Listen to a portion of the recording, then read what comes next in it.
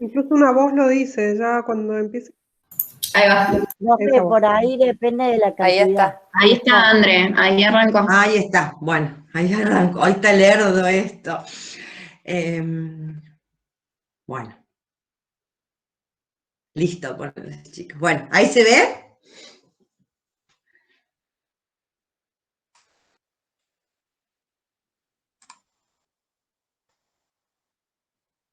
¿Se ve la presentación? Todavía no. ¿No se ve? No, profe, como somos muchos hay que esperar, al igual que con la grabación, en un ratito ya nos va a aparecer. Ah, bueno.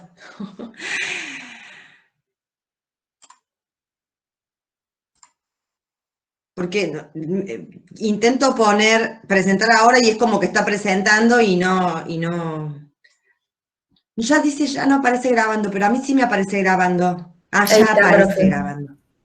Bueno, en algún momento les aparezca la presentación. ¿Ya ya apareció. Bueno, no sé si es la conexión, si es la plataforma, la verdad que ya no sé qué pensar. Bueno, para el trabajo práctico número 1, ustedes tienen los textos de psicología social y crítica a la vida cotidiana, grupo operativo, rol del psicólogo y la psicóloga social. Como usted, todo esto lo tienen el subido al aula virtual, ¿no? Pero bueno, digo para que les quede claro que son los textos de Pichon Rivière, de Psicología Social y Crítica a la Vida Cotidiana, de Ana Quiroga, algunas reflexiones sobre el grupo y grupo operativo, después también la de Ana Quiroga sobre formación, proceso social, acontecer grupal, y también Psicólogos Sociales para qué, de Ana Quiroga. Los requisitos de presentación, chicos y chicas, es fundamental porque a nosotros nos facilita muchísimo la lectura, ¿no? Por eso les pedimos que lo presenten en Word, la letra tamaño 12, interlineado 1,5, y la cantidad de hojas es fundamental que sea respetado, tiene que ser 8 hojas. Tiene que ver, no es una cuestión caprichosa, sino también tiene que ver con la capacidad de síntesis, con la comprensión de la consigna, con la capacidad de poder articular los conceptos de manera precisa, concisa, ¿no? Y preferimos que se adjunten en formato PDF el trabajo práctico, ¿no?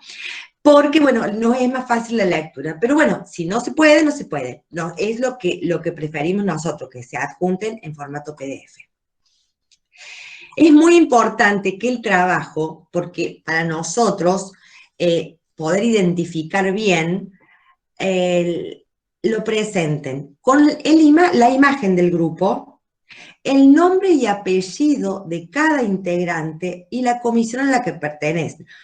No es la comisión a la que pertenece, que ustedes tengan el cuidado de poder entregar, hacer la entrega del trabajo práctico en la comisión 2. Porque nos ha pasado muchas veces de que se confunden, lo entregan en la 1, después, profe, lo entregué, pero a nosotros nos falta el trabajo práctico, resulta que lo han entregado en otro grupo. Entonces, les pedimos que se fijen bien y tengan ese cuidado de poder subir el trabajo práctico al apartado de la comisión 2, donde dice entrega de trabajo práctico número 1. Y es importante que pongan el nombre del grupo, porque a veces nos entregan simplemente con el nombre de quien entrega y nosotros estamos buscando y buscando en la planilla a qué grupo pertenece. Entonces, esas son las recomendaciones, digamos, para facilitar el trabajo de todos y que no se pierda el trabajo de nadie. Los criterios de evaluación, esto es súper importante, porque lo que nosotros pretendemos es que en el trabajo se evidencie la elaboración grupal. Siempre decimos, ¿no?, que, y creo que en el video de la primer clase yo lo comentaba, ¿no?, de que los psicólogos sociales nos formamos en grupo. Entonces, aprendemos en grupo y trabajamos en grupo e interdisciplinariamente. Entonces, desde el cursado de la materia, ustedes tienen que aprender ya lo vienen haciendo, me imagino, en otras materias a lo largo de la carrera, ¿no? Pero lo que pedimos, y uno de los criterios fundamentales en el trabajo, es la elaboración grupal, ¿no?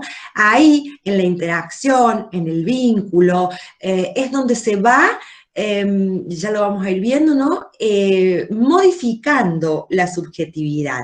Porque ustedes habrán leído en el trabajo, en el texto de grupo, ¿no?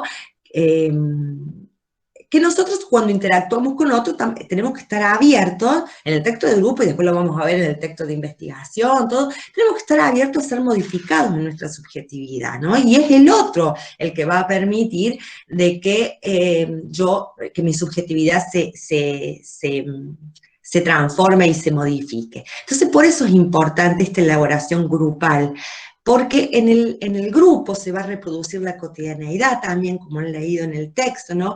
Y las vicisitudes de esa cotidianeidad también van a estar presentes en la elaboración que ustedes hacen en el trabajo grupal. Otro es la pertinencia en las respuestas en relación a las consignas propuestas. Es lo que les decía hace un ratito, ¿no? O sea, que ustedes puedan ser concretos y precisos y pertinentes en las respuestas que van a dar. No irse por las ramas, ni copiar, pegar, cosas que nosotros muchas veces vemos en la entrega de los trabajos prácticos, hasta vemos cómo está en diferente letra o diferente redacción. Es más, muchas veces un alumno hace una pregunta o redacta una respuesta, otro hace la 2, después otro hace la pregunta 3 y después los juntan todos en un Word. Y la verdad que nos damos cuenta en la forma de redacción que no ha sido una elaboración grupal, sino que ha sido una parte más una parte más una parte, y la verdad que como ustedes ven en grupo, el grupo no es simplemente la suma de las partes, es más que la suma de las partes, ¿no?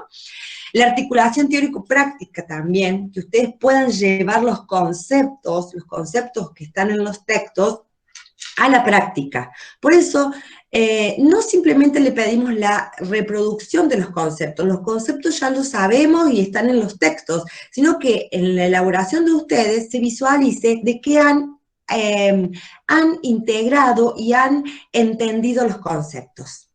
Búsqueda de información también es importante, porque muchas veces les vamos a pedir, como en el caso de este trabajo práctico, que les pedimos que ejemplifiquen algún área de la vida cotidiana. Entonces ustedes van a tener que buscar información acerca de esa área de la vida cotidiana que ustedes van a ejemplificar para llevar adelante el trabajo. Entonces la búsqueda de información o el poder leer una bibliografía complementaria o informarse acerca del tema específico que ustedes están abordando es muy importante.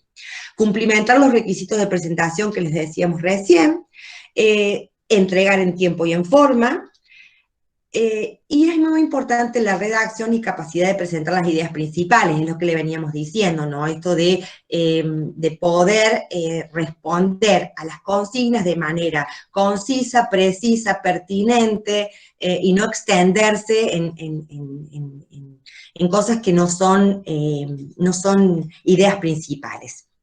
Y por supuesto, el desarrollo del pensamiento crítico y reflexivo. Y esto lo vamos a entrenar, a este desarrollo del pensamiento crítico y reflexivo a lo largo de todo el año, ¿no? Desde el texto de vida cotidiana de hoy en adelante es que vamos a ejercitar, porque el pensamiento crítico y reflexivo es un ejercicio y se aprende a reflexionar crítica y reflexivamente. Y bueno, las fechas de entrega, que es el 17 del 5, y el 31 del 5 les hacemos las devoluciones nosotros. Bueno, ahora, esperen que vuelva a mi pantalla y las pueda ver.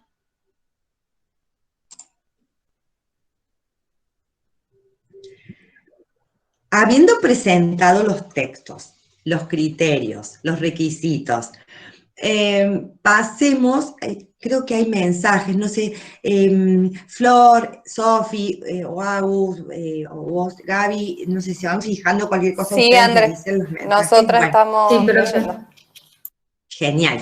Bueno, quisiera saber si hay alguna pregunta o si alguno de los que están presentes quisiera hacer una pregunta o una consulta o tienen alguna duda en relación al trabajo práctico. André, ¿Sí? ahí en el chat hay una consulta sobre si podés dar un ejemplo sobre vida cotidiana y cómo articular. Bueno, el texto de vida cotidiana es un texto nuevo para ustedes, ya lo han visto, me imagino, en psicología social y en algunas otras materias, ¿no? Entonces, es importante conceptualizar lo que es la vida cotidiana. Eso en un principio, ¿no? Esta vida cotidiana tiene dimensiones, ¿no? Espacio, tiempo y ritmo, porque la vida cotidiana es eso, es la reiteración de acciones en un tiempo y en un espacio.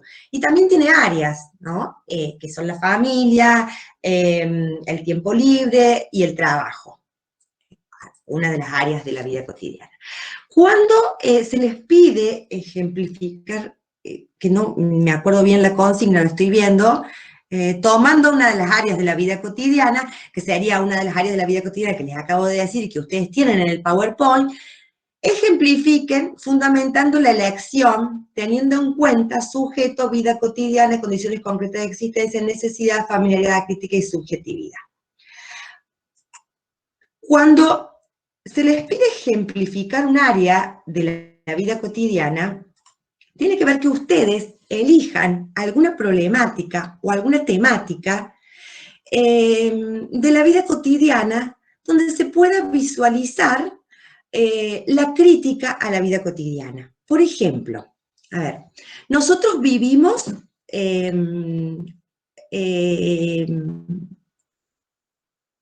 vamos a poner un ejemplo, no sé, a lo mejor de la cotidianeidad anterior, de la cotidianeidad de hace un año atrás, cuando teníamos, no había esta disrupción en la cotidianeidad que hay hoy con la pandemia, ¿no? Que también podríamos ejemplificar la vida cotidiana en la pandemia y qué cosas hemos naturalizado en esta vida cotidiana. Porque lo importante de la vida cotidiana son, bueno, más allá de la definición, es esta naturalización que se da en la vida cotidiana.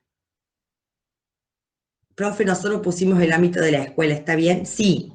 A mí me gustaría que los que han hecho el trabajo, creo que han sido, o la mayoría está empezando a hacerlo, pudieran poner o hablar de los ejemplos que han ido haciendo, para que entre todos y todas vayamos sacando esas dudas. Y que no sea yo la que les diga el ejemplo de vida cotidiana, sino más bien yo la que les saque la duda acerca de si están bien encaminadas o no. ¿Les parece? Profe, Sí. yo quería preguntar en el área de ejemplificar, o sea, cuando hay que ejemplificar, ¿puede ser el trabajo? Porque en el Sí. texto, no sé. Sí, puede ser el trabajo. O sea, una de las áreas de alienación en la vida cotidiana es el trabajo. Entonces, no sé cómo ustedes lo están planteando al ejemplo. Profe, Sí. Ornella, vos me estabas hablando. Discúlpame, no sé quién perdón. está hablando, pero ¿Profe? Ornella estaba diciendo... Sí. ¿Quién era? Perdón, Noelia. soy Noé y estoy con Ornella también en el mismo grupo, así que... Bien, sí. Sí, planteamos un ejemplo de una situación laboral donde a veces se naturaliza que, digamos, puestos jerárquicos cometan autoridad hacia puestos menores. Lo estábamos encarando desde esa forma. Como una de las Abusos de cosas... autoridad. Claro, sí, como una de las formas que se naturalizan. Igual nos faltaba ampliar un poco más, pero nos habíamos trabado de alguna forma porque no sabíamos justamente esto, si podíamos sumar información extra a la bibliografía. Entonces, tenemos conceptos de salud y enfermedad desde otros autores, de otras materias que hemos estado viendo. También podríamos sumar cosas de psicología laboral, entonces, pero no sabíamos si podíamos seguir sumando bibliografía. Sí, ustedes pueden tomar bibliografía aparte que sea pertinente al tema, pero cuando, por ejemplo, a ver, tomamos este tema de el abuso de autoridad o algo así, lo que estamos hablando es de violencia y de naturalización de la violencia, ¿o no? Ahí volvió María Ángeles. Pobre. Y entonces, no sé si ustedes lo están tomando por ese lado, pero podría ser esto de que muchas veces naturalizamos la violencia en la vida cotidiana. Y la vida cotidiana requiere esa crítica, y es importante que ustedes tomen los mitos que puedan estar dándose en esa situación, ¿no?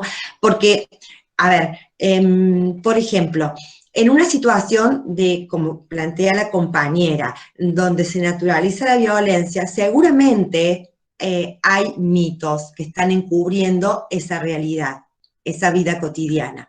El mito, y estos se los remarco porque es importante los mitos que atraviesan la vida cotidiana, porque son los mecanismos de encubrimiento dentro de la vida cotidiana. El mito de la naturalización, o sea, naturalizar lo social, a historizar lo que, o a temporalizar lo que es histórico, y naturalizar lo social, universalizar lo particular y atemporalizar lo que es histórico. ¿Esto qué tiene que ver? ¿Y cómo se pueden ver algunos de estos mitos? Por ejemplo, en el caso que mencionaba la compañera. A ver, ¿ustedes qué se le imagina? ¿Qué mito puede estar atravesando esta familiaridad, esta naturalización en la vida cotidiana con este ejemplo en particular que dio la compañera? Puede ser, por ejemplo, que si alguien se queja, puede perder su trabajo, por ejemplo. Entonces se naturaliza que el jefe tenga actitudes agresivas hacia los empleados, porque puede pensarse que un jefe tiene más derechos que los empleados, por ejemplo. También el mito de el cliente siempre tiene la razón, ¿no? Que también es como tirando para el lado del cliente, pero también es un mito. A veces no tiene la razón el cliente. Profe, ¿podría ser lo de ganarse el derecho de piso? Por ejemplo, si alguien llega nuevo a una empresa, tiene menos poder, por así decirlo, que alguien que ya está hace más tiempo. Puede ser, o sea, puede ser, ¿sí? Puede ser, o sea, no sé, a ver, se me está ocurriendo. Ustedes anímense a pensar, cuestiones de género, la mujer en el trabajo siempre ha cobrado menos, ¿no? Y está naturalizado esa cuestión de género en que la mujer cobra menos que el hombre haciendo las mismas horas, ¿no? Y el mismo trabajo, pero la mujer siempre fue descalificada. Bien, y también es cierta forma de violencia, ¿no? Esto de que las mujeres cobran menos, también es una cierta forma de violencia que puede estar naturalizada o que está atravesada por esos mitos.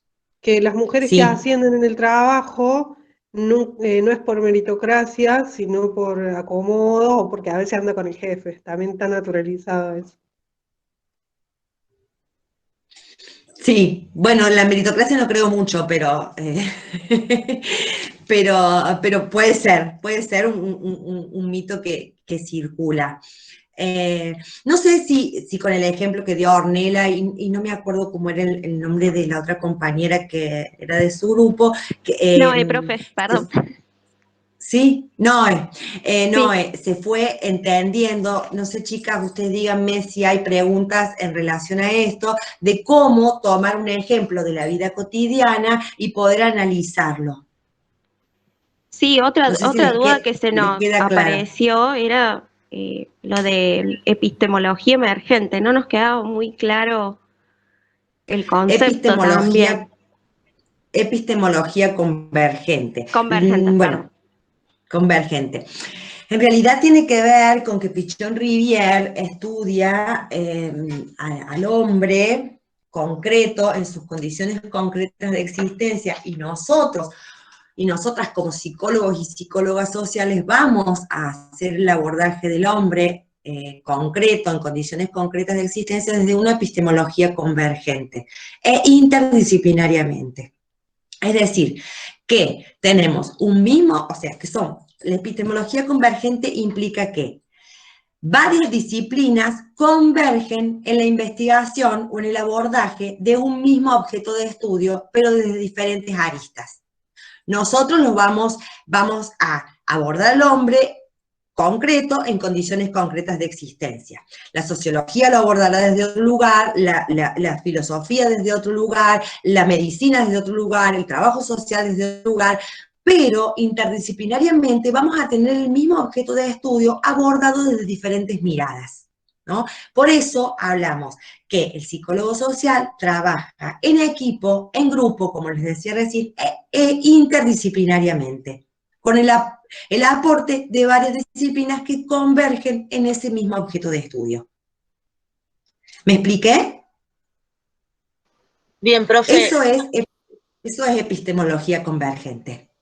Una pregunta, porque justamente la consigna 2, con el ejemplo, y traigo a colación el ejemplo que puso la compañera con la situación de laburo, de trabajo, ¿cómo podríamos pensarlo? Porque lo que nos cuesta a nosotras fue unir el punto 2 con el punto 3, justamente con la consigna 3, que es la continuación de la 2, que dice que en base al ejemplo propuesto, se conjetura el rol del psicólogo y psicóloga social, considerando para ello el dispositivo técnico cooperativo, la crítica a la vida cotidiana, el concepto de enfermedad y la epistemología convergente.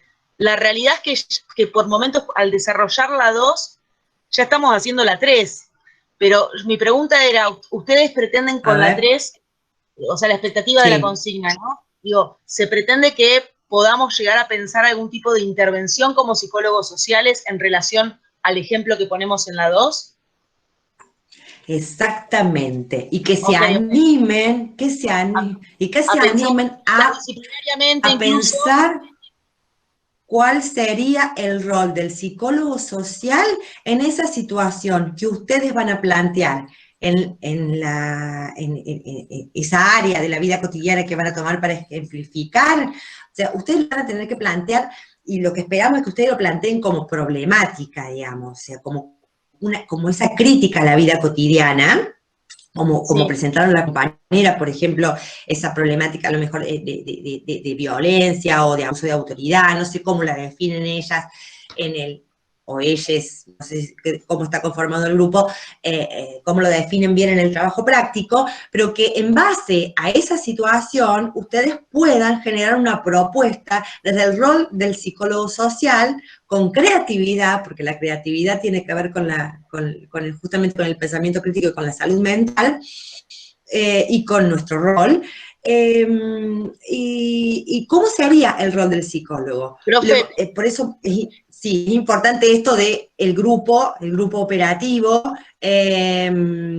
y esto de la epistemología convergente, porque va a ser interdisciplinariamente el trabajo del psicólogo. Sí. Como para pensarlo con usted y con les compas, en relación a, por ejemplo, el ejemplo de trabajo, violencia naturalizada de género dentro de una oficina. Lo planteamos en la consigna número 2, ¿no? Esto, desde una postura crítica a la vida cotidiana, podemos pensar bla, bla, bla, bla, desnaturalizar la violencia, cuestiones de género, todo lo que veamos en ese ejemplo, ¿no? Ahora, en el punto 3, lo que tendríamos que hacer es ¿qué hacemos como psicólogos sociales ante una problemática así?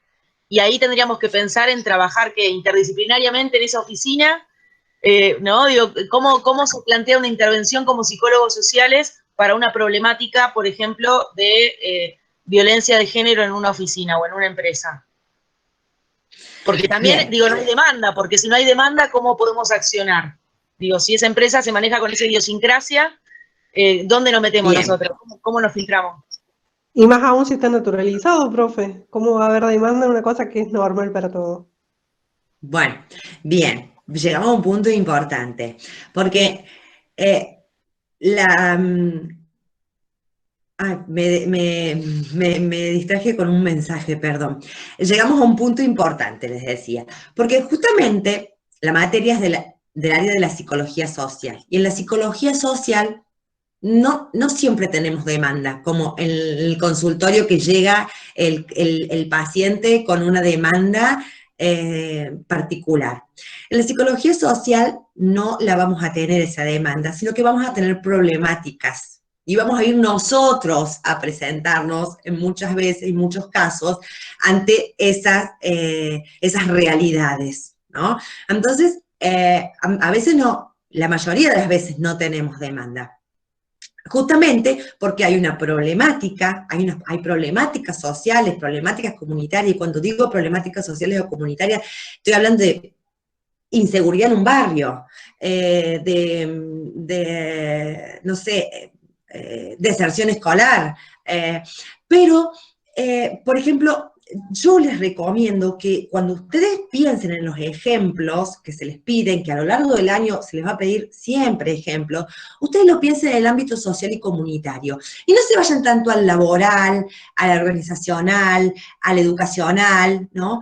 Porque no es que el psicólogo social no pueda intervenir ahí, pero les va a ser mucho más fácil pensar en problemáticas sociales, ¿no? Entonces, esto es como una base. Y tener siempre en cuenta de que no vamos a tener demandas como psicólogos sociales. O sea, a mí me pasa que estoy en mi trabajo y el ministro viene y me dice, te tenés que ir a Paso Viejo porque hubo un problema con la policía y los adolescentes. Y allá tengo que ir, ni los policías me llamaron, ni los adolescentes me llamaron. Pero hay una problemática en el pueblo que hay como un emergente. Después cuando uno aborda esa realidad y empieza a realizar esa crítica a esa realidad, esa vida cotidiana que se vive en ese pueblo, empieza a ver que hay un montón de problemáticas asociadas y bueno, ya se verá cómo se aborda, ¿no? Porque en la psicología social, y esto es lo que tenemos que también tener en cuenta, es que tenemos que tener paciencia, porque el caminito se hace al andar, ¿no? Los diagnósticos se van haciendo a medida que uno trabaja con los grupos y las comunidades, ¿no? Entonces, muchas veces nos pasa casi siempre, las chicas son, las chicas, las ayudantes y las escritas son testigos, ¿no? De que a veces se enojan, y hoy hablábamos con la otra profe, la otra comisión, pero ¿cuál es el rol del psicólogo social? ¿Pero cuál es al final? Y lo tenemos que crear, o sea, tenemos un instrumento teórico, metodológico con el cual abordar la realidad. Sabemos cuál es nuestra función, pero en el abordaje de la realidad, pero no pasa únicamente en la psicología social, en la clínica también pasa.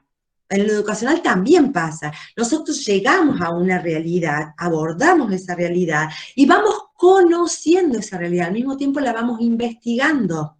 Entonces vamos conociendo esa realidad, no la conocemos de antemano. No sabemos de qué forma así, paso a paso vamos a ir interviniendo, sino que la realidad nos va a devolver esos datos para que nosotros podamos realizar la intervención. Siempre desde un ECRO, desde un esquema conceptual, referencial y operativo, que es el que nos va a guiar en nuestro trabajo, en equipo e interdisciplinariamente. No, creo que me fui un poco por las ramas, no sé si respondí a la pregunta. Dar un ejemplo.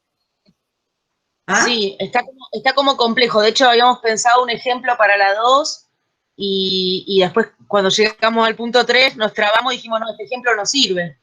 Entonces es como difícil encauzar un ejemplo, una problemática en esto que es el rol del psicólogo social, en donde justamente que no haya demanda es poder conocer situacionalmente una problemática y después, la verdad es que la creativamente meterse también implica un montón de otros factores, porque digo, es como querer ayudar a aquel que no quiere ser ayudado, ¿no? O sea, es primero invitar a reflexionar al sujeto sobre una problemática que por ahí ni él sabe en que está inmerso, ¿no? Porque se naturaliza tanto, por ejemplo, traigo un ejemplo chiquito que es del pueblo que habito, la violencia y la delincuencia juvenil está tan naturalizado, ¿sí?, que de repente es, bueno, otro choreo más, te dicen, ¿no? Y bueno, ¿qué esperás? Si acá en el pueblo te chorean siempre.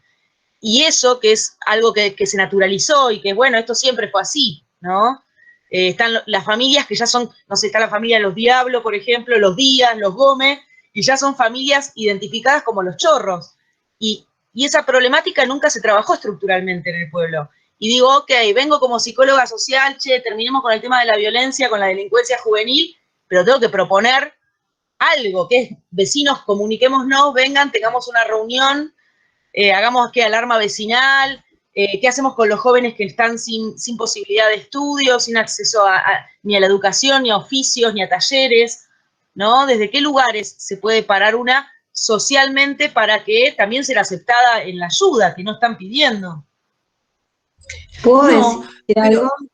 Sí, dale, Gaby. Perdón, André. No, me encanta que participen ustedes. Yo creo que es súper importante dos cosas, la psicología social y comunitaria en general y este tipo de situaciones que precisamente es importante pensarlos en un acontecer de vida cotidiana porque se situaciones que para ciertas personas es muy ajeno o es algo ocasional, extra o que llama mucho la atención, pero en realidad hay otros escenarios o para otras personas que son parte de su cotidianidad. Entonces tiene que ver un poco pensarlo desde ese lado y es muy importante contextualizar. Tomar esa porción de la realidad que se va a analizar o el ejemplo que vayan a tomar y tienen que hacer toda una contextualización de lo que es el entorno y de lo que constituye algo cotidiano para esas personas y en ese espacio, en ese tiempo y en ese lugar y con ciertas condiciones, que no son las mismas para todos. Tiene que ver un poco con eso, con adentrarnos a esa contextualización y decir, bueno, esta problemática surge en este contexto para estas personas que tienen estas posibilidades. Y por otro, con respecto a lo que decís vos, María Ángeles, no es que nosotros vamos e irrumpimos en un lugar y decimos, bueno, acá hay algo que cambiar, lo vamos a cambiar. Tiene que ver con que en comunitaria y en social se usa mucho lo que se llama un participativo. Tiene que ver con agarrar a las personas a las que uno cree que hay una problemática y decirles, bueno, vamos a pensar entre todos, o ustedes comuniquen, en lugar de decir yo, como psicóloga social, esta es la problemática, es escuchar qué problemática demanda del otro lado. Porque si bien no hay una demanda de decir, venga, necesitamos ayuda en esto, uno llega al campo y escucha, practica mucho la escucha, y atiende a lo que la gente se aqueja, se trata de buscar una intervención entre ellos, nosotros, para que sirva. Porque si nosotros vamos con los libros y decimos, bueno, en psicología social se interviene así, así, así, por ahí hay una intervención que a esa persona o a ese grupo sirve, porque no escuchamos. No escuchamos lo que del otro lado hace falta y cuáles son las herramientas y los recursos que esas personas tienen y que nosotros vamos a enseñar o a ayudarles a utilizar. No sé si se entiende un poco el punto. Tal cual lo dice Gaby, es decir, es sumamente importante la contextualización y la historización. Y esto tiene que ver con romper los mitos de lo obvio y de lo natural. O sea, y inseguridad hubo siempre. Los choros del fondo van a vivir y van a ser choros siempre, digamos. O sea, hay una historia. Y lo que dice Gaby en esto de, porque justamente el rol del psicólogo social y la psicóloga social es promover el protagonismo de los sujetos.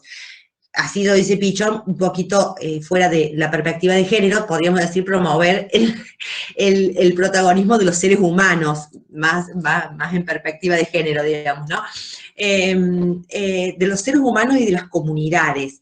Y ahí vi que alguna compañera decía, el problema lo tenemos que construir con la comunidad, ¿no? Y sí, porque nunca debemos perder el concepto, la idea y el principio de que no somos nosotros o nosotras como psicólogos o psicólogas sociales, lo que vamos a llevar la solución a la comunidad, sino que vamos a construir con esa comunidad la solución a su problemática.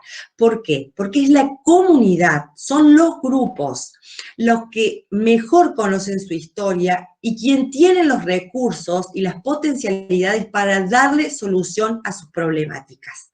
Y esto es fundamental, porque si nosotros vamos a promover el protagonismo activo de los seres humanos y de las comunidades, no podemos ir a decirles lo que tienen que hacer para solucionar el problema. Nosotros, como psicólogas y psicólogos sociales, vamos ahí como dice Milagro, a brindar herramientas, vamos a hacer el sostén, el apoyo y la coordinación, ayudarlos a tomar conciencia a partir de esa crítica a la vida cotidiana de cuál es la problemática que los está aquejando. Y muchas veces las problemáticas por las que acudimos a esa comunidad a realizar esos abordajes comunitarios no siempre tienen que ver con las problemáticas reales, a veces son problemáticas secundarias y nos damos cuenta que hay otras problemáticas que abordar primero. Y se va abriendo así como un abanico de cosas, por eso les digo que esto lo vamos caminando y caminando se hace el andar, no me acuerdo cómo es el dicho, ¿no? Caminante se hace camino al andar, así es. Sí.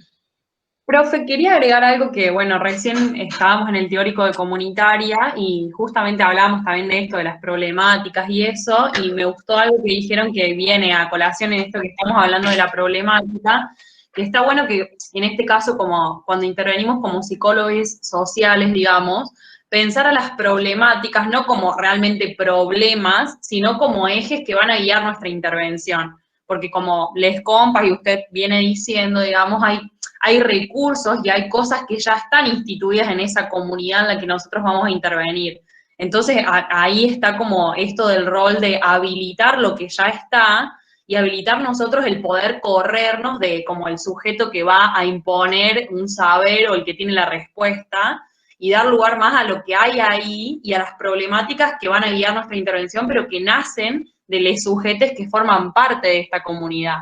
Entonces, por ahí, las problemáticas, en este caso del trabajo práctico, no se me ocurre un ejemplo puntual, pero me parece que nos va a servir a todos pensarlos no como algo, digamos, como un problema como grave, sino algo por ahí mucho más simple, como justamente algo mucho más cotidiano, que esté totalmente naturalizado e inmerso en las comunidades, que nos permita darle una vuelta de rosca, digamos, pero habilitando la palabra y los recursos que ya tienen, y más vale nosotros como psicólogos acompañar ese proceso de construir, de transformar en comunidad, pero corriéndonos desde, bueno, transformamos porque nosotros estudiamos y sabemos y acá hay un problema grave. No, capaz hay algo mucho más cotidiano y simple, como no sé, puede ser, no sé, el ir a la escuela o los momentos de juego de las niñas, los espacios que hay en el barrio donde juegan, cómo es la escuela, o no sé, de qué trabaja la gente.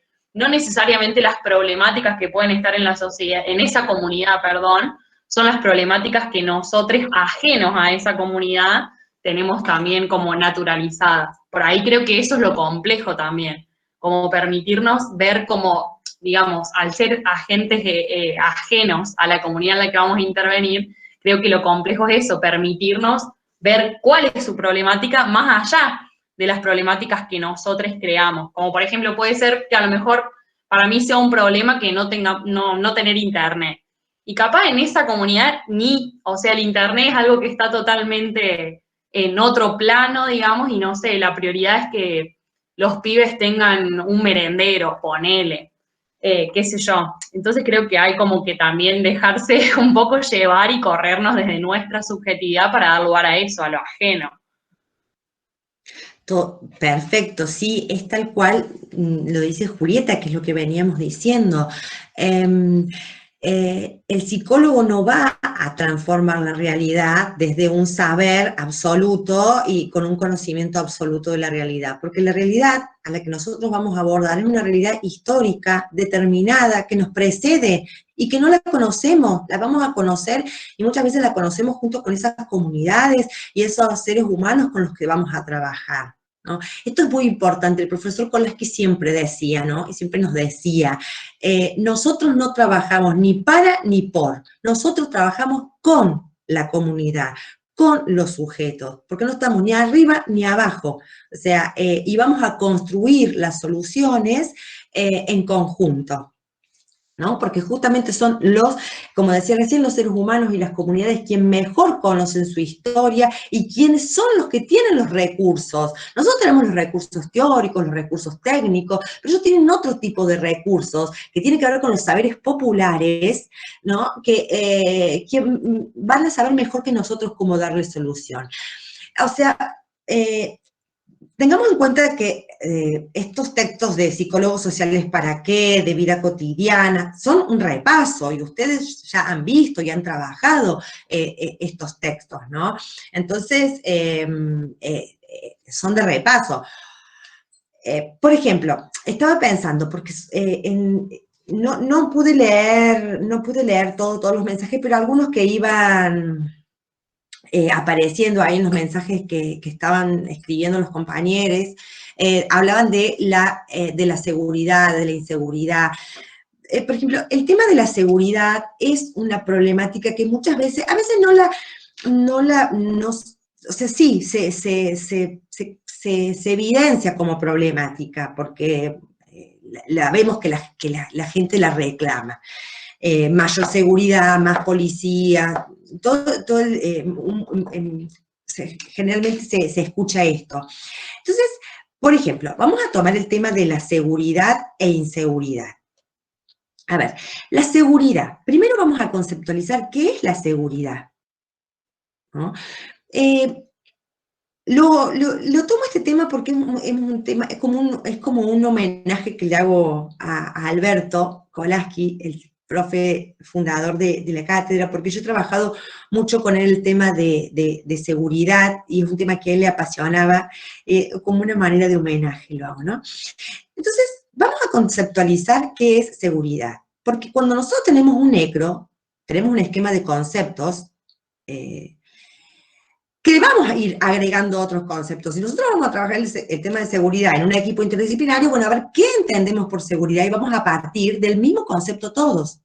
Entonces, hay quien me dirá que la seguridad pasa porque no te roben, que la seguridad pasa porque no te violen, que la seguridad pasa porque no te golpeen en la calle.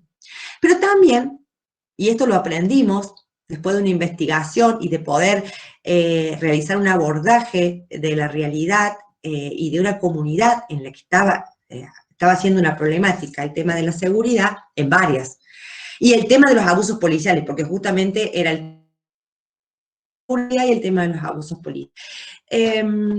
Entendimos que la seguridad no siempre pasa por ser violentado físicamente o en los bienes, que la sensación de inseguridad también tiene que ver con no contar con un otro, y acá viene lo vincular, con un otro que esté ahí si te desmayas en la calle, con un otro que te pueda asistir si te sentís mal en algún lugar. O sea, la seguridad o la inseguridad tiene que ver con el establecimiento de vínculos de confianza con otros.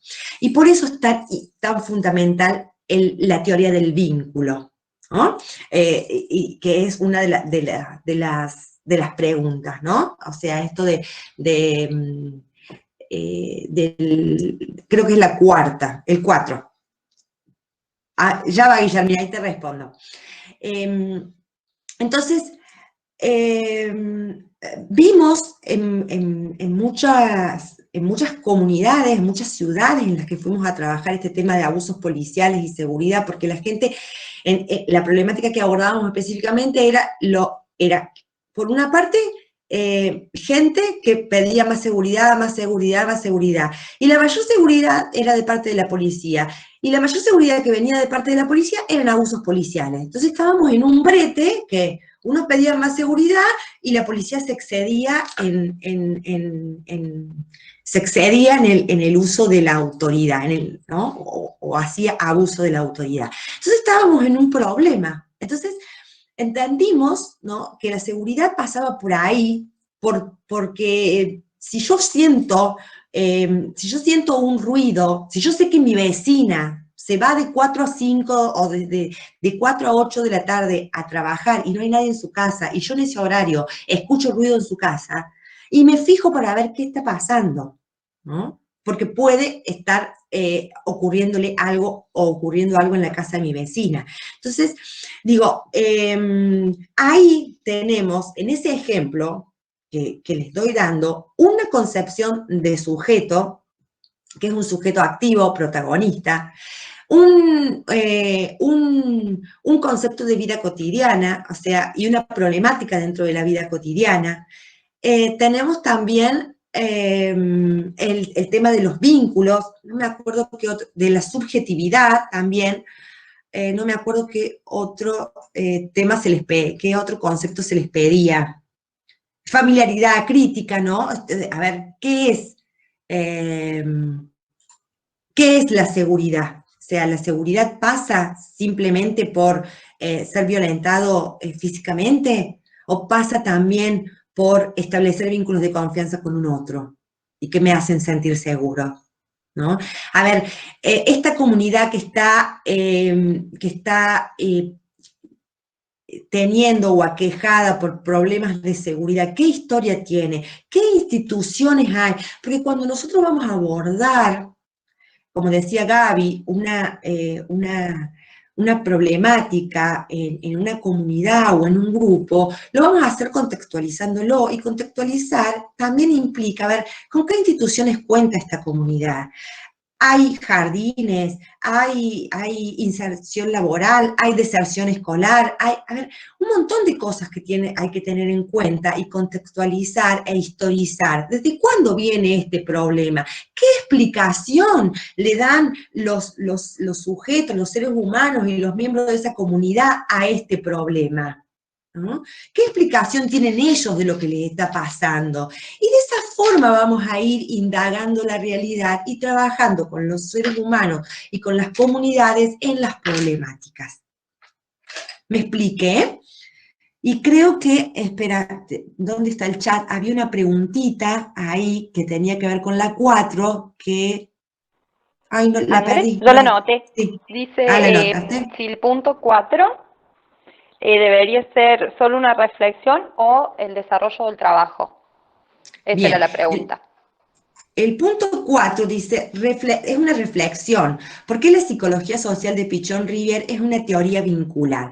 Es una reflexión, y una reflexión fundamentalmente en función del pasaje que hace Pichon Rivière del psicoanálisis a la psicología social, ¿no? Que tiene que ver con que él... y eso lo van a encontrar en Génesis del Rol, en Psicólogos Sociales ¿para qué? ¿No? Tiene que ver con el pasaje que Pichon hace de la teoría instintivista, del instinto y el deseo, a la teoría de la necesidad y del vínculo, ¿no? O sea, nosotros no tenemos, o sea, Pichon no considera al ser humano como un ser deseante o instintivo, sino como un ser de necesidades, ¿no? Y esas necesidades se satisfacen socialmente, a través con otros hombres y con la naturaleza. Entonces, es a través del vínculo, porque bueno, Pichon dice que o sea, el rol del psicólogo social, ¿cuándo surge? Surge en un hospital psiquiátrico, cuando él o sea, nace como un intento de romper con las modalidades instituidas y de comprender y abordar la enfermedad mental desde otro lugar, ¿no? Entonces, descubre él que existen relaciones entre el mundo interno y el mundo externo, y que el mundo interno es la reproducción y el reflejo del mundo externo, ¿no?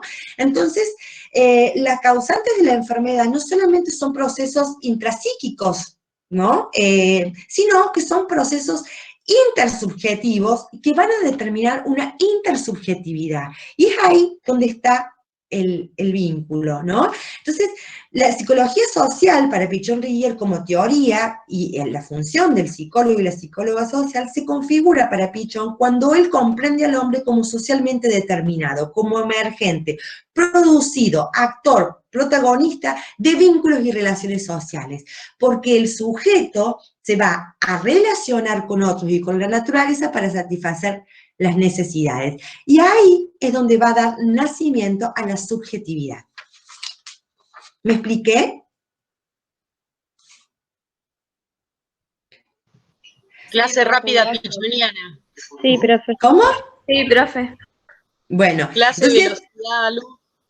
Clase velocidad full de Pichon, del paso del psicoanálisis a la psicología social de Pichon, ¿no? O sea, entonces, Pichon justamente en el hospital abre un espacio para el protagonismo de los pacientes, ¿no? Para la asunción de roles e instrumenta la producción grupal como una herramienta terapéutica, ¿no? De ahí la importancia del vínculo, ¿no? Y de crear condiciones y nuevas formas de relacionarse, ¿no?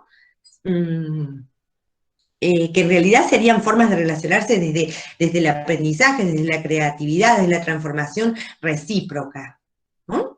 Entonces, y esto de promover el protagonismo, abrir espacios donde pueda darse el protagonismo de los seres humanos y de las comunidades que veníamos hablando, es lo que, es el criterio de salud que va a orientar toda nuestra tarea, ¿no? Entonces, en todo criterio de salud, cuando ahí nosotros en el trabajo le preguntamos, o sea, del proceso de salud o enfermedad, como un proceso dialéctico, que ya lo vamos a ver en materialismo dialéctico, ¿no? Que, bueno, la salud y la enfermedad son dos polos opuestos de una misma contradicción, en donde la salud puede devenir enfermedad y la enfermedad puede devenir salud. Pero este criterio de salud, ¿no? que integra, o sea, tanto el criterio de salud como el de enfermedad, incluye una concepción de hombre concreto, producido, productor, actor, protagonista, esa es la concepción de sujeto, una concepción de mundo, o de realidad, ¿no? Como una realidad histórica, como una realidad social, como una realidad concreta, ¿no? Y, bueno, y una concepción de hombre, bueno, de subjetividad de hombre y de mundo, ¿no? O sea, todo eso está incluido dentro de nuestro concepto de salud y enfermedad. Digo, para que lo puedan... Ahí dice Mirta, ¿alude a lo biológico con necesidades? Sí, hay necesidades biológicas, o sea, y de hecho, o sea, hay un bebé que llora porque tiene una necesidad biológica que se satisface en un vínculo con la madre. En un vínculo, en este caso la madre, pero es un vínculo con un otro, dice Pichon, en su teoría del vínculo, ¿no? Profe, yo tenía otra consulta en relación, o sea, según lo que viene desarrollando, entiendo que el punto 2 es más bien práctico, o sea, tenemos que ejemplificar, poner un caso particular, pero al mismo tiempo nos piden conceptos, digamos. Entonces habría que hacer como una articulación entre este ejemplo y estos conceptos que nos piden. Y lo mismo sucedería en el punto 3. Sí, a ver, ahí me fijo porque no me acuerdo bien el orden de las consignas, pero sí. Bueno, sí, bueno, dice sujeto, vida cotidiana, condiciones concretas de existencia, necesidad, familiaridad crítica y subjetividad. Es lo que venía hablando recién.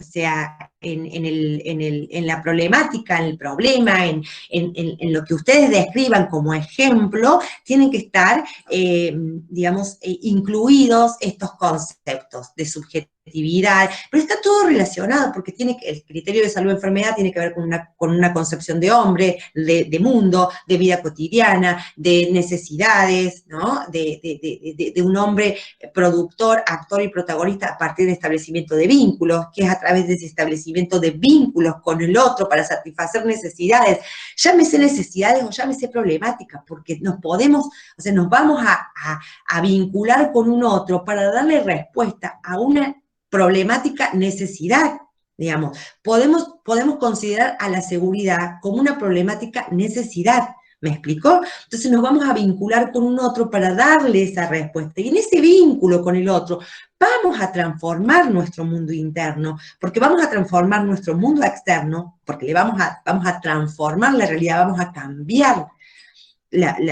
vamos a modificar la realidad, y nos vamos a modificar a nosotros mismos también, al modificar esa realidad. Y ahí es donde se da el aprendizaje, con lo que Pichon dice, la salud mental, ¿no?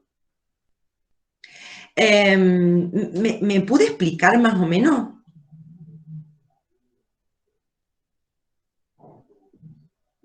Sí, profe. Sí, profe. Bien. Y otra pregunta, el punto 1, que lo leo, dice, ¿qué relación existe entre los mitos y conceptos de salud de enfermedad, sujeto y subjetividad? Este punto, o sea, es lo que estuviste desarrollando, pero digo, ahí no tenemos que ejemplificar, digamos. No, no tienen que ejemplificar. Claro, tienen que armar una respuesta y tiene que ver con esta. A ver, los mitos, ¿con qué tienen que ver? Con lo velado, con lo que está oculto, con lo que está naturalizado, con lo que está, ¿no? Eso tiene que ver con lo alienante, ¿no? Y la verdad, a ver, chicos que trabajan, claro, niños que trabajan, hubo siempre. Mi papá trabajaba y naturalizamos que estamos sentados en una mesa y pasa un chico pidiendo y otro trabajando y otro vendiendo y esa forma parte de, ahí tenemos otro ejemplo de lo que es la realidad cotidiana.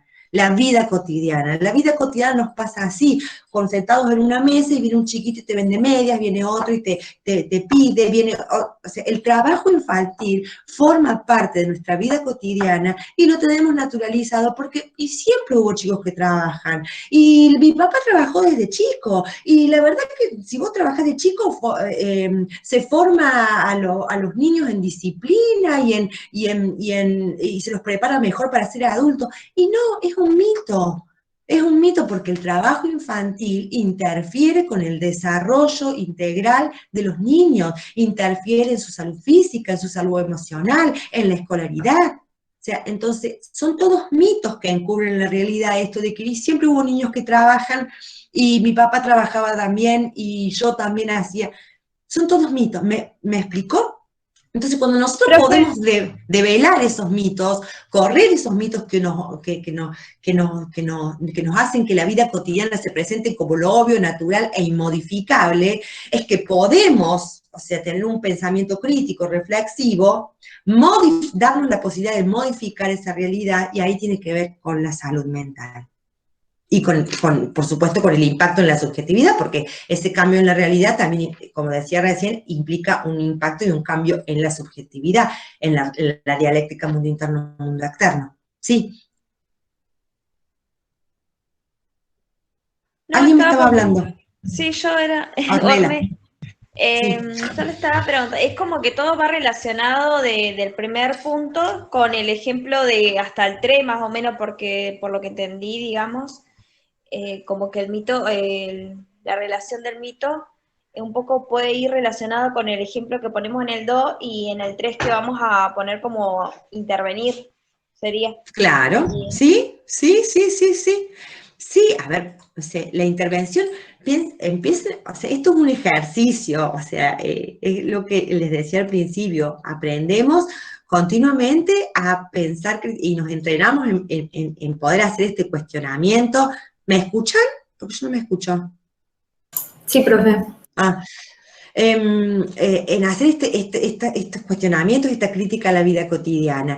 Y a lo mejor estas formas de intervenir, piénsenlas, empecemos pensando en cuestiones sencillas. No sé, un taller de sensibilización acerca de lo que es la violencia o qué es la seguridad, o un taller de empezar a pensar. Ya lo vamos a ir viendo en otros textos también de cómo intervenimos los psicólogos sociales, vamos a ver lo que es la metodología de la investigación y vamos a ir ejercitándonos más en este abordaje de la realidad, ¿no? Pero está bueno que ustedes se animen a pensar, a pensarse como psicólogos sociales y a poder esbozar unas respuestas desde el animarse, fundamentalmente, desde la creatividad. Todo va a estar bien. Todo va a estar bien, mientras sea una elaboración grupal, pensada, porque nosotros siempre decimos, y esto le decía Alberto también, aprender a ver, la teoría de Pichon-Rivière está fundamentada en el materialismo dialéctico. ¿no? Y aprender a pensar dialécticamente no es una cosa sencilla y no es una cosa fácil, y tiene que ver con que nuestra subjetividad no está estructurada básicamente desde el materialismo, sino que estamos estructurados desde una concepción puramente idealista, ¿no? Donde en el idealismo, ya lo vamos a ver, no hay historización, no hay contextualización, las cosas son porque sí, siempre hubo pobres, siempre va a haber inseguridad, siempre va a haber trabajo infantil y siempre va a haber niños pidiendo en la calle. Y eso en realidad tiene una historia, tiene un contexto, tiene lógicas que rigen esa realidad y hace que esas problemáticas o fenómenos se den de esa forma y no de otro. Y que hay una ideología dominante, como lo dice Pichon, ¿no?, que encubre esa realidad y la muestra como única e inevitable y como la única posible, ¿no? Pero aprender a hacer esta lectura, aprender a pensar dialécticamente, aprender a correr el velo de la familiaridad crítica, implica un entrenamiento, justamente por esto que les decía, ¿no? Nuestra subjetividad está estructurada fundamentalmente desde una postura idealista, donde parece que todo fuera obra y la pobreza fuera porque Dios la quiere que existe en el mundo y no porque hay un sistema que la produce, digamos, ¿no? Bueno, vamos a filosofía, el texto de filosofía, que es el que le sigue y que es donde, bueno, empezamos a ver las bases ideológicas y filosóficas que sustentan nuestros pensamientos, porque nosotros tenemos ideología hasta para hacer la comida y para enamorarnos también, y eso, aunque algunos dicen, yo no tengo ideología, pero bueno, eso ya es tener ideología, no tenerla. Pero bueno, vamos a ir viendo cómo se construyen las subjetividades desde esas posiciones filosóficas y por qué la gente se comporta como se comporta, de una manera y no de otra, porque hay una ideología que subyace a que un comportamiento sea de una manera y no de otra. Y muchas veces cuando vemos esto, se produce como un cimbronazo en la subjetividad. Muchos alumnos y alumnas se quejan, no, pero yo creía tal cosa, pero no. Y sí, produce un impacto en la subjetividad también el texto de filosofía. Entonces, la idea es que en el cursado de la materia estemos dispuestos a ser modificados también en el aprendizaje de lo que es la psicología social y los derechos humanos, ¿no? Y de la construcción de la vigencia de derechos desde la psicología social, ¿no?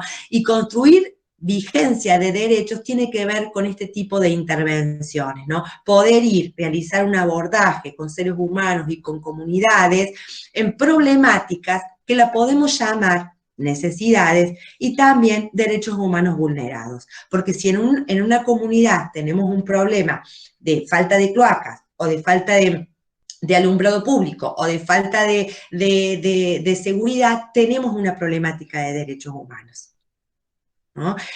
Porque también vamos a ir viendo en el transcurso de la materia que los derechos humanos no están solamente en leyes, pactos y tratados internacionales o en sistemas de protecciones de derechos, sino que los derechos humanos tienen que ver con lo que un sujeto, un ser humano hace en todo momento del día, en cada momento del día y en todo lugar. Entonces, si yo me levanto y voy y puedo caminar tranquilo por un barrio y tengo mi derecho humano a la seguridad garantizado.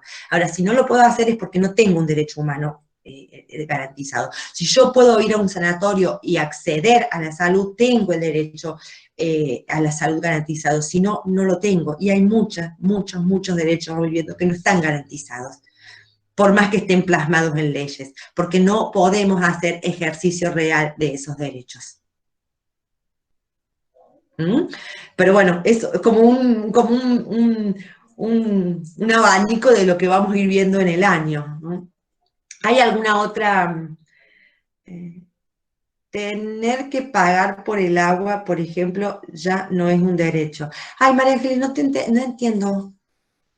Hablo del agua para consumir, ¿no? Digo que el agua que viene está totalmente contaminada y tener que pagar agua potable para poder beber, que el agua es un derecho universal. Ya estamos hablando de que están pasando por arriba hasta incluso caminar por la vía pública. Me encantó escuchar la compasión, profe, necesaria en estos tiempos. Así que agradezco esa parte explicativa. Y pensaba en relación a que la compa habló de la relación de los mitos y cómo después está atravesado, obviamente todas las preguntas están enlazadas, y pienso en esto que también tiró otra compañera, como la naturalización de la pobreza, ¿no? Que está naturalizada la pobreza, el trabajo infantil, la explotación infantil, y pienso cuánto también hizo, usted habló de dos modelos, ¿no? Del ideal y de lo dialéctico, y pienso también cuánto hizo el catolicismo en esto, ¿no? En ese mito creado de que Jesús nació en un pesebre de un hombre carpintero pobre y de una mujer que no tenían a dónde caer y caen en un establo, ¿no? Y ya desde ahí aceptar la condición de sacrificio, ¿no? En identificación, porque también hay una cuestión de identificación muy fuertemente para manipular masas y para...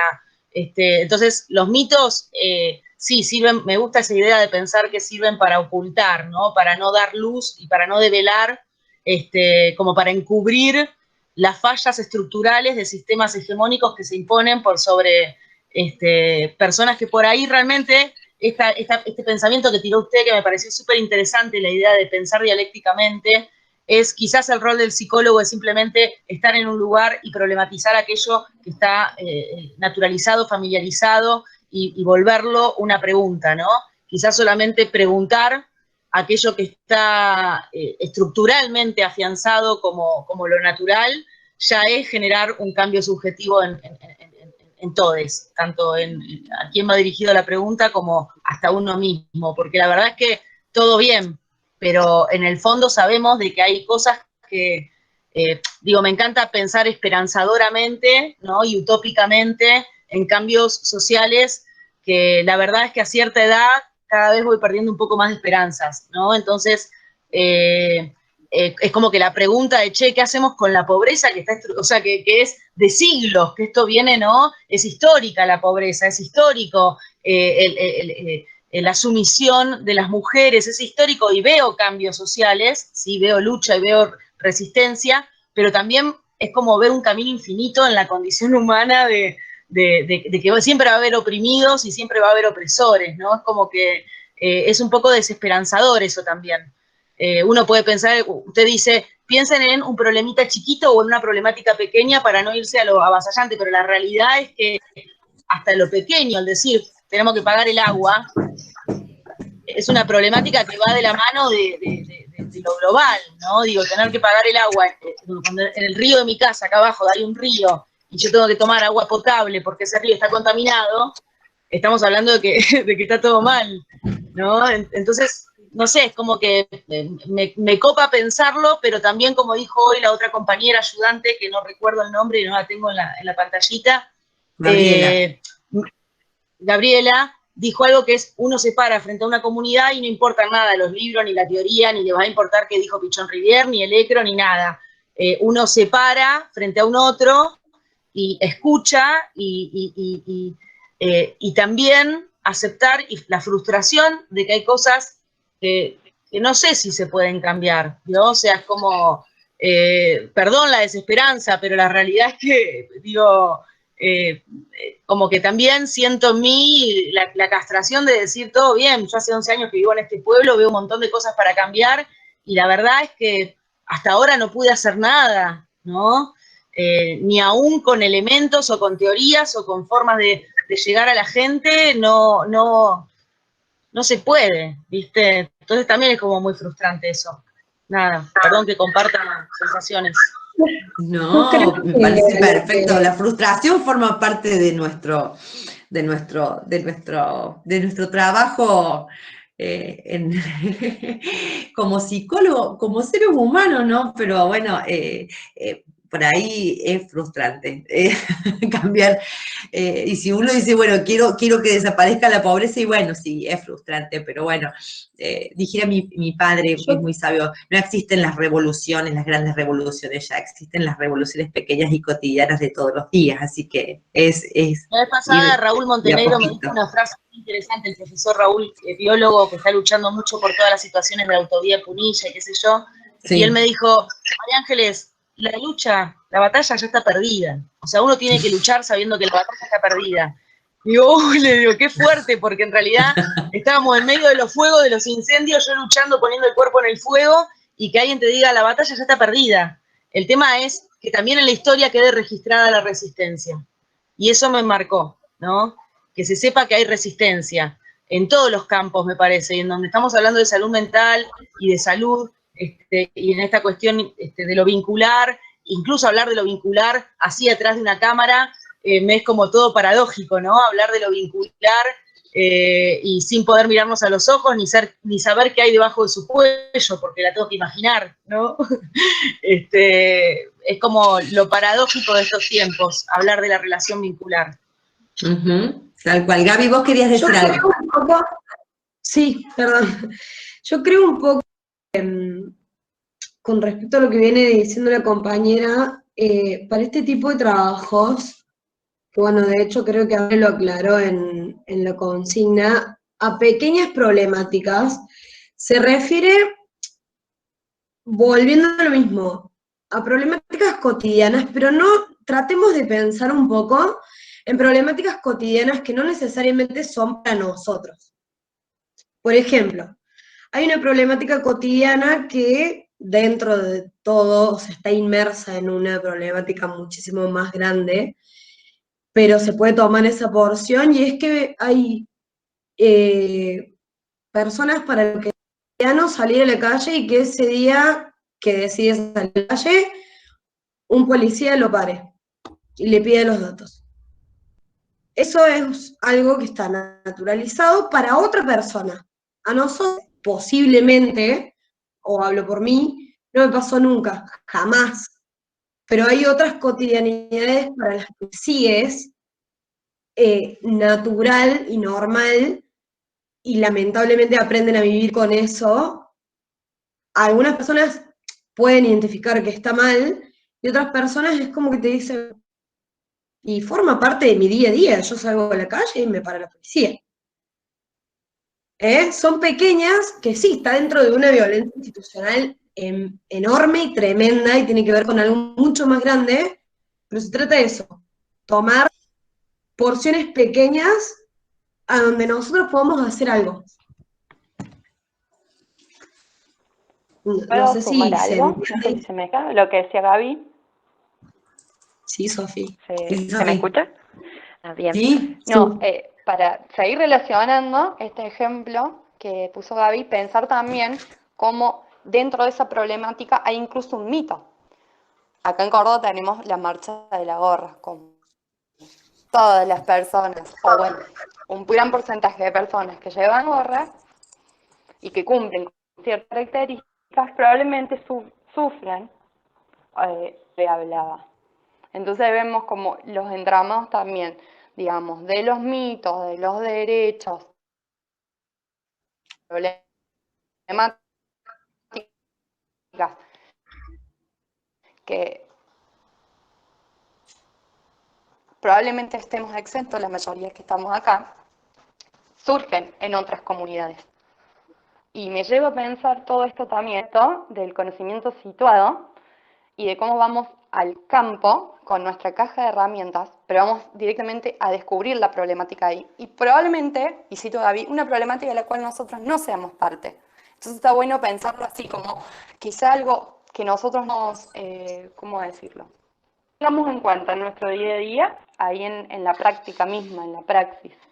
Como para sumar y terminar de relacionar lo que decía Gaby, que me parecía súper copado como para elaborar su ejemplo a pleno. Exacto, es que ahí hay detrás justamente un mito. O sea, en esa problemática tan naturalizada hay un mito, y es que ese tipo de personas que viven en determinado barrio, o que se visten de determinada forma, o que escuchan un tipo de música, son peligrosos. Hay un mito ahí, y hay una problemática, y hay una violación de derechos, y hay violencia, y sí podamos hacer mucho. Y no es tan grande, si bien, repito, está dentro de algo mucho más grande, es tomar acciones pequeñas dentro de todo, y que no simplemente formen nuestro día a día. Porque gracias a un montón de oportunidades que tenemos, no forman parte de nuestro día a día. Sí, está bueno pensarlo en los varios escenarios que existen.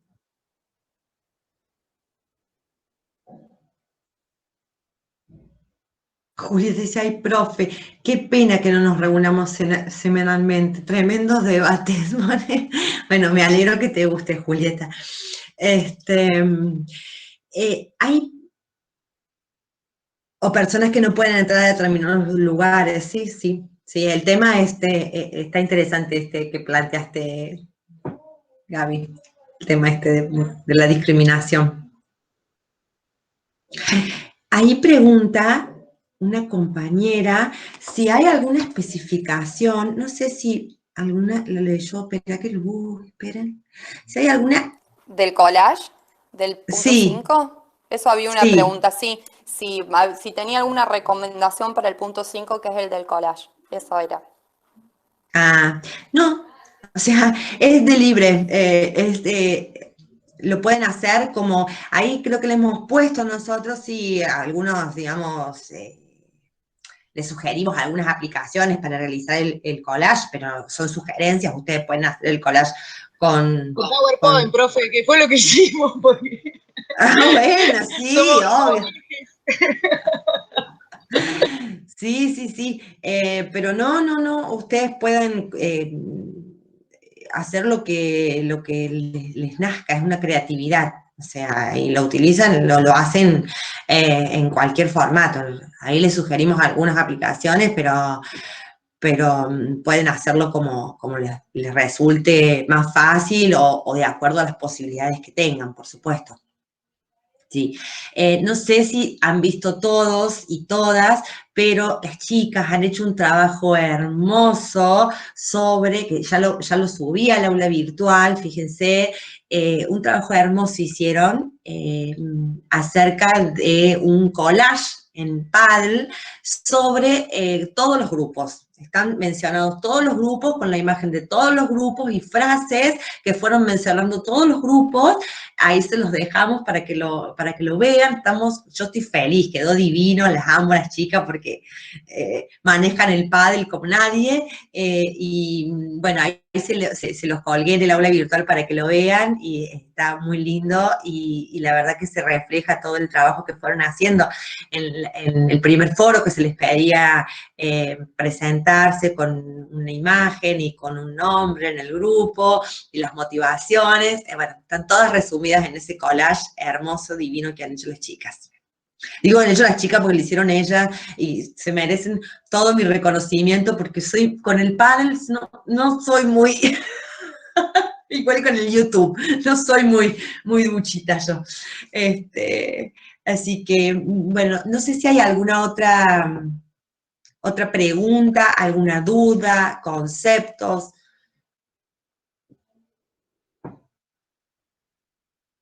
A ver, no sé si... Sí, lo estuve leyendo, como no podía entrar, aproveché para ver los grupos, dice Betty. Bueno, Betty, si entraste después, una vez que hayamos comenzado la clase nosotros, ahora cuando el Meet me la mande a mi correo, a la clase, la subimos al aula virtual para que todos puedan acceder a la clase.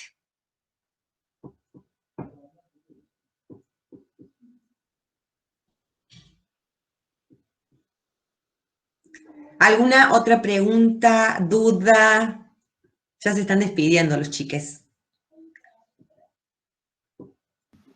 No, que me parece como la compa dijo Juli, está bueno esto, que esto es por ahí lo que uno busca también en una materia electiva como Psicología y Derechos Humanos, estos espacios así de reflexión en conjunto, en grupo con otros, que amplía, que justamente modifica la subjetividad también, que los planteos son súper interesantes y que uno se encuentra con la bibliografía y de repente yo dije, uy, termino de meter social y son los mismos textos, ¿no? Entiendo que va a ir cambiando, pero me parece mucho más rico este espacio y que por ahí también podamos romper un poco la estructura cronogramática y pensar en proponer temas para debatir y estar por ahí juntos acompañándonos en tanto que atraviesa incluso la pandemia, el aislamiento, pensar problemáticas que hoy se visibilizan mucho más con toda esta situación externa, me parece que es súper interesante para poder cursar un poco más acompañadas. Sí, por eso es tan importante que, y para nosotros fundamental que ustedes se animen en el grupo a plantearse a partir de las consignas y los disparadores que nosotros les damos, no nosotros, porque somos todas mujeres, que nosotras les damos, que se animen a plantear y a debatir estas cosas en el grupo, a reflexionarlas, a debatirlas, a darles una vuelta y plasmarla a esa elaboración grupal en el trabajo, ¿no? Porque es así como vamos aprendiendo en grupo y en equipo. Por eso es tan importante para nosotros la elaboración grupal y el intercambio, la interacción, el vínculo en esto del aprendizaje.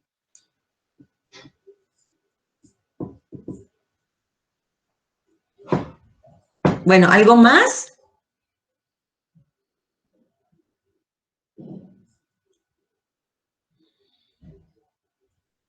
¿O vamos terminando?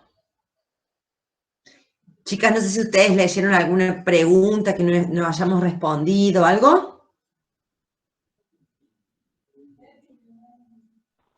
No, Andrés, yo todas las que había anotado al menos, no sé las chicas, pero las que había anotado fueron todas respondidas. Sí, ya estaríamos. Bueno. De todas maneras, cualquier duda o consulta que surja la pueden dejar en el foro y después las leemos y las intentamos resolver. Sí, eso siempre, cualquier duda, cualquier consulta, la dejan en el foro, nos escriben a las chicas o a mí y lo vamos respondiendo, vamos sacando las dudas, tanto administrativas como conceptuales, no duden en eso y háganlo. Bueno, entonces, ¿vamos cerrando? Y nos vamos despidiendo hasta la próxima clase virtual que tengamos el mes que viene, pero bueno, siempre comunicadas por el aula virtual, los mensajes, para lo que necesiten. La verdad que ha sido un gusto que hayan sumado a la clase, una pena que muchos no hayan podido ingresar, vamos a tratar de solucionar ese problema para la próxima clase, y bueno, ya vamos a ver con el programa ATV que me den una manito con este tema de los 100 permitidos en el Meet. Bueno, un gusto, chicas y chicos, los saludo. Bueno, gracias, profe. Gracias a ustedes, un gusto que hayan estado. Gracias, profe, que descansen. Gracias por la pasión, profe. Ay, no la pierda, que se transmite. Bueno, gracias. Muy linda clase, muchas gracias. Gracias.